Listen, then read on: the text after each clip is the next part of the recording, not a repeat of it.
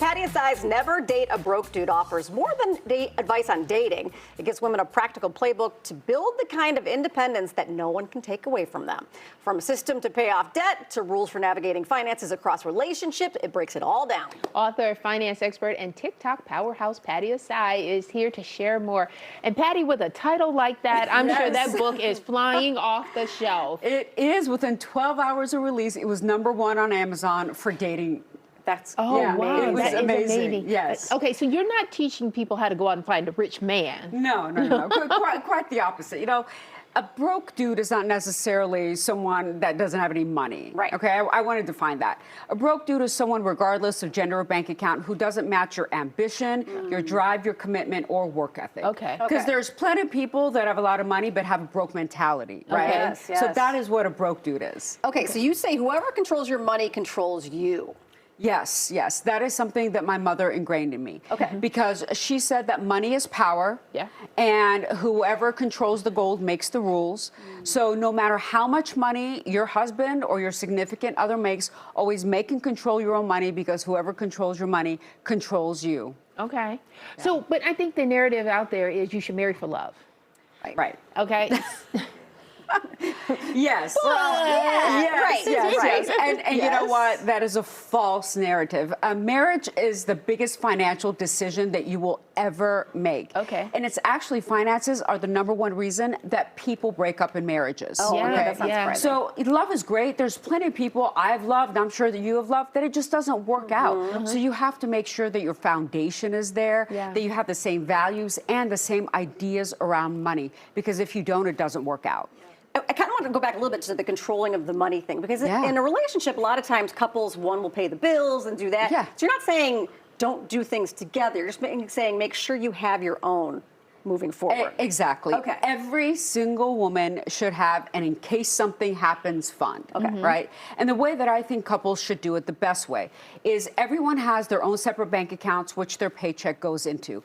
If you want a joint account for the household expenses, that's great. Okay. And you should contribute the same percentage of your income into that account, because then if one person makes a lot more than the other person, it makes it a lot more fair. Okay. All right. So, but you also teach the women how to not only, save the money and be independent financially to a degree, but how to grow that money. Absolutely. That's the most important thing. It's just not how to make it, but how to grow it. And a lot of women feel intimidated because we've been told our entire lives, you're not good with money. Right. Yes, Men right. are the best people with money.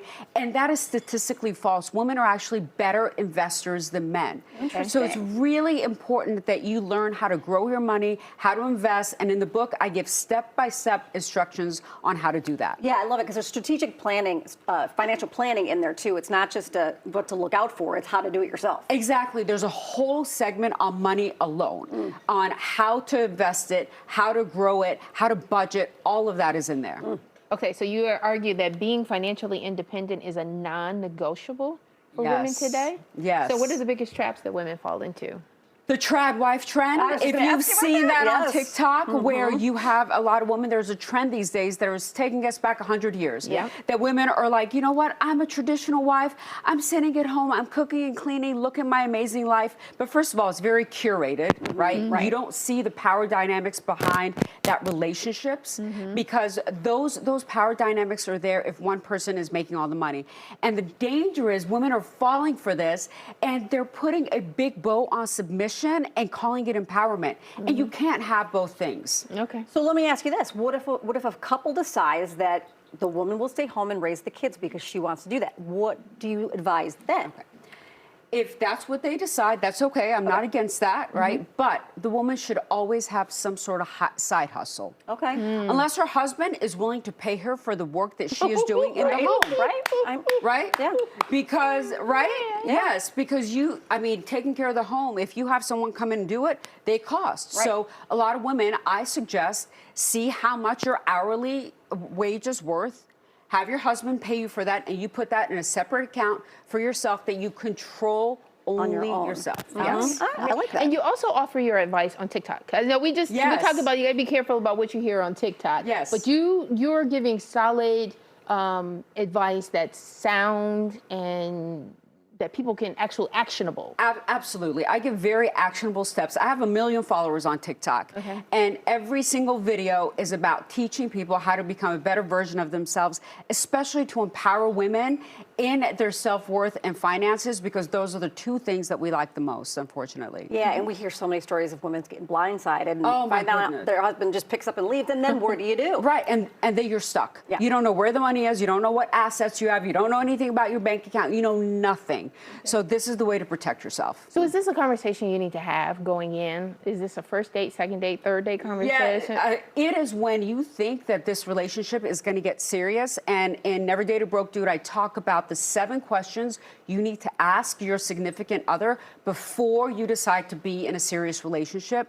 And those break out like all the things like, what are your financial goals? Do we have to support anyone? What are your ideas around raising children? Oh, yeah. All of those things that people don't even think about. Yeah. And they are a big factor. Lots of questions. Yes, there yep. are. Patty, thank you. Thank so you for much. having me. For more information, visit Patty Asai. Follow pattyasai.com, and you can follow her on Instagram at Duchess of Decorum.